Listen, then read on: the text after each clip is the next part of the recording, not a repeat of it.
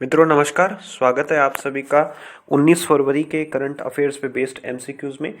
तो यहाँ पे आपको स्टेप बाय स्टेप दिया हुआ है किस तरीके से आप वेबसाइट से हिंदी और इंग्लिश दोनों में इन क्वेश्चन और एक्सप्लेनेशन की पीडीएफ डाउनलोड कर सकते हैं। तो आज का हमारा पहला क्वेश्चन देखते हैं। आज का हमारा पहला क्वेश्चन जो दिया हुआ है वो एग्रीकल्चर इंफ्रास्ट्रक्चर फंड से दिया हुआ है। ये न्यूज़ में बहुत था, ठीक है। दो स्टेटमेंट दिए हैं। पहला स्टेटमेंट बोलता है कि इस फंड का जो टोटल कॉर्पस जो है वो 10 लाख करोड़ रुपए का है। दूसरा स्टेटमेंट बोलता है कि इस फंड की मदद से हम छोटे और जो मंझले किसान हैं उनको ट्रैक्टर, थ्रेशर ये लेने में मदद करेंगे। हमें बताना है कि कौन सा स्टेटमेंट जो है वो सही होगा, ठीक है। देखते हैं इसमें से कौन सा स्टेटमेंट सही है। तो इसमें नाइदर वन नॉर टू, यानी कि ना तो पहला सही है ना दूसरा सही है। कारण क्या है कि पहला स्टेटमेंट जो बोल रहा है 10 लाख करोड़ रुपए का कॉर्पस है वो गलत है। इस फंड का कॉर्पस 1 लाख करोड़ रुपए का है। दूसरा स्टेटमेंट है कि इसमें हम छोटे और किसानों को कोई ट्रैक्टर वगैरह खरीदने के लिए कोई पैसे नहीं दे रहे हैं। हमारा एम है कि सरकार जो है लोन देगी और जो फार्मर जो प्रोड्यूसर ऑर्गेनाइजेशंस हैं या इस तरीके के जो ऑर्गेनाइजेशंस हैं वो कोल्ड स्टोरेज बनाएगी या जो पोस्ट हार्वेस्ट के लिए जो हमारे पास इंफ्रास्ट्रक्चर होना चाहिए वो, ठीक है। ये जो फंड है एग्रीकल्चर इंफ्रास्ट्रक्चर फंड, ये आत्मनिर्भर भारत के अंदर ही इसको लॉन्च किया गया था। टोटल कॉर्पस 1 लाख करोड़ रुपए का है और इसमें एक कोल्ड चेन बनाई जाएगी जो हमारे कोल्ड स्टोरेज होते हैं, पोस्ट हार्वेस्ट मैनेजमेंट, ठीक है। ये सब क्योंकि किसानों की जो फसल है वो बहुत ज़्यादा बर्बाद हो जाती है, बहुत ज़्यादा, क्योंकि हमारे पास जो है वो जो हार्वेस्ट के बाद जो मैनेजमेंट के लिए हमारे पास जो है फैसिलिटीज़ अवेलेबल नहीं होती हैं उस वजह से, ठीक है। क्वेश्चन नंबर 2 दिया हुआ है। ये सारवती जो लायन टेल्ड मकॉक सेंचुरी अभी हाल ही में न्यूज़ में थी, बताना है कि ये कौन से राज्य के अंदर है। 4 ऑप्शन दिए हैं, कर्नाटक, आंध्र प्रदेश, तमिलनाडु और तेलंगाना। सही इसका जो जवाब होगा वो होगा कर्नाटक। देखिए नाम दिया है शारवती लायन टेल्ड मकाक सेंचुरी। अब आप में से जिन लोगों को पता है कि शारवती जो नदी है वो कर्नाटक से बहती है, वो लोग भी इस क्वेश्चन का आंसर सही दे सकते हैं। हमारा जो जोग फाल है वो भी सारवती नदी पे ही बना हुआ है। जोग फाल का जो दूसरा नाम है जिसको हम गैरोसप्पा फाल बोलते हैं, ठीक है। तो यहाँ पे आप देख सकते हैं ये कर्नाटक का मैप है और ये शारवती जो वाइल्ड लाइफ सेंचुरी जो है वन्य जीव अभ्यारण्य यहाँ पे है। अब बात करते हैं हम लायन टेल्ड मकाक की। तो लायन टेल्ड मकाक जो है वो जनरली हमारे जो वेस्टर्न घाट है, पश्चिमी घाट के अंदर पाए जाते हैं और नीलगिरी साइड में भी पाए जाते हैं। मेनली कर्नाटक, तमिलनाडु, केरला में ही पाए जाते हैं। और हमारा जो वाइल्ड लाइफ प्रोटेक्शन एक्ट है उसके पहले शेड्यूल के अंदर इसको शामिल किया गया है। और अगर हम IUCN के स्टेटस की बात करें तो इसको अभी एंडेंजर्ड का दर्जा जो है वो मिला हुआ है, ठीक है। क्वेश्चन नंबर 3 दिया हुआ है कि इदलिब जो सिटी है वो कौन सी कंट्री में है। सीरिया में है, यमन में है, ईरान में है, अफगानिस्तान के अंदर है। इसका सही जवाब जो है वो होगा सीरिया।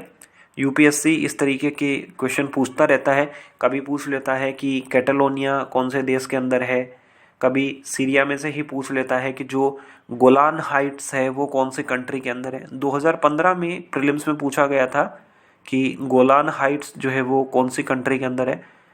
तो 2015-16 उसके आसपास जो ISIS जो था, Islamic state in Iraq and Syria, जो देश था बहुत ज़्यादा न्यूज़ में रहता था। तो इदलिब सिटी में अभी भी बमबारी होती ही रहती है, तो हमें बताना है कि इदलिब सीरिया के अंदर है। देखिए मैप के थ्रू अगर हम देखेंगे तो यहाँ पे सीरिया है और यहाँ पे इदलिब है।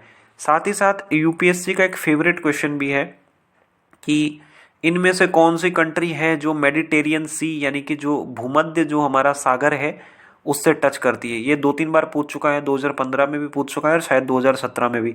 ऑप्शन बार बार देता है कि लेबनान हो गया, सीरिया और जॉर्डन को भी अंदर डाल देता है कि जॉर्डन भी है, ठीक है। तो मैप बेस्ड पे आप देख लेना कि भूमध्य सागर यानी कि मेडिटेरियन सी से कौन कौन सी जो कंट्रीज हैं वो टच होती हैं।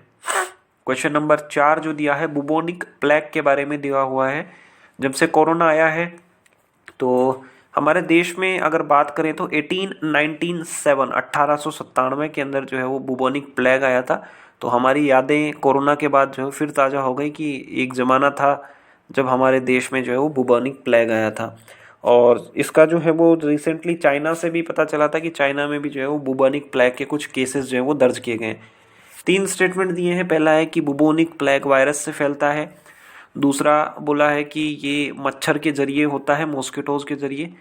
तीसरा बोला है कि ये बहुत डेडली डिजीज़ है, अगर 24 घंटे के अंदर इलाज ना मिले तो आदमी की मृत्यु हो सकती है। ठीक है, इसका जो ऑप्शन जो सही होगा वो सी करेक्ट होगा आंसर, ये यानी कि तीसरा स्टेटमेंट सही होगा। बुबोनिक प्लेग जो है वो वायरस से नहीं होता है, बैक्टीरिया से होता है।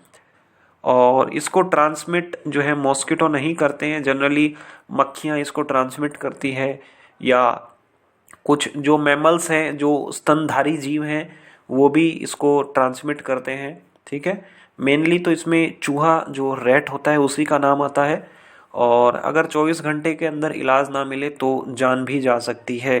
ठीक है, और यहाँ पे ये जो है वो इसको ब्लैक डेथ के नाम से भी जानते हैं, ये जो बीमारी है बुबोनिक प्लेग, क्योंकि इसमें हाथ का जो रंग है या पैर का रंग है काला पड़ने लग जाता है, एक टाइप से गैंग्रीन हो जाता है। ठीक है, फिर कोई इलाज नहीं बचता है, हाथ को काटना ही पड़ता है।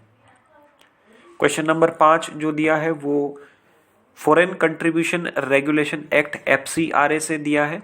FCRA बहुत न्यूज़ में रहता है क्योंकि होम मिनिस्ट्री जो है वो FCRA को लेकर जो है वो समय समय पर गाइडलाइंस जो है वो इशू करती रहती है। पहला स्टेटमेंट दिया है कि इस FCRA कानून के अंतर्गत जो जजेस हैं, मेंबर ऑफ पार्लियामेंट हैं, सरकारी कर्मचारी, कार्टूनिस्ट, ये लोग फॉरेन कंट्रीब्यूशन नहीं ले सकते हैं। ठीक है, दूसरा स्टेटमेंट दिया है कि जो NRI है, नॉन रेजिडेंट इंडियंस हैं, अगर वो कोई कंट्रीब्यूशन करते हैं FCRA के अंतर्गत तो उनका कंट्रीब्यूशन जो है वो फॉरेन कंट्रीब्यूशन जो है वो माना जाएगा। ठीक है, हमें स्टेटमेंट बताना है इसमें से कौन सा स्टेटमेंट जो है वो करेक्ट है। तो यहाँ पे पहला स्टेटमेंट है वो करेक्ट हो जाएगा, यानी कि ऑप्शन A।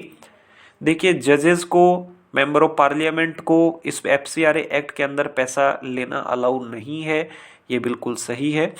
और जो NRIs हैं, NRIs की जो डेफिनेशन होती है वो अलग अलग रहती है अलग अलग कानून के अंदर, लेकिन जनरली हम मानते हैं कि जो भारत से 182 डेज के लिए, यानी कि एक फाइनेंशियल ईयर में भारत से 182 दिन के लिए बाहर रहता है, हालांकि वो सिटीजन ऑफ इंडिया रहता है लेकिन जनरली वो आउटसाइड इंडिया रहता है, उसको हम NRI मानते हैं। तो NRI जो कंट्रीब्यूशन देते हैं उसको फॉरेन कंट्रीब्यूशन के अंदर नहीं माना जाता है। जो OCI है, हमारे जो ओवरसीज सिटीजन्स ऑफ इंडिया है, वो अगर कंट्रीब्यूट करते हैं तो उसको हम फॉरेन कंट्रीब्यूशन के अंदर मानते हैं। ठीक है, तो यहाँ पे आप ये इसकी डिटेल्ड एक्सप्लेनेशन देख सकते हैं। तो FCRA बहुत न्यूज़ के अंदर रहता है क्योंकि कई बार जो है वो सरकार को लगता है कि बाहर से जो फंडिंग आ रही है वो फंडिंग तो आ रही है कि भाई देश में कुछ अच्छा काम करो, लेकिन उस फंडिंग का जो यूज़ है भारत में एक भारत की ग्लोबल लेवल पे एक गलत इमेज, नेगेटिव इमेज बनाने के लिए आता है, या भारत के जो डेवलपमेंट के प्रोजेक्ट्स हैं उनको नेगेटिव इमेज में करने के लिए उस फंड का उपयोग होता है। तो अमनेस्टी इंटरनेशनल जो है उसके बारे में आप रेगुलर पढ़ते होंगे। ठीक है, अमनेस्टी इंटरनेशनल जो है वो इन FCRA को लेके हमेशा ही गवर्नमेंट की नज़र में रहती है। तो हमारा जो सीरीज चल रही है टारगेट प्रीलिम्स 2021 MCQs के थ्रू जो हम रिवीजन कर रहे हैं, उसमें आज जो 19 फरवरी है हमारा जो टॉपिक रहेगा वो रहेगा फंडामेंटल्स ऑफ जियोग्राफी। ठीक है,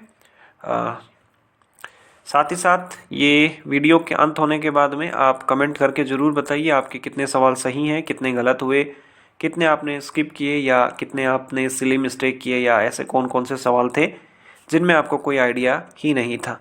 ओनली आइस से जुड़े रहने के लिए आप सभी लोगों का बहुत बहुत धन्यवाद।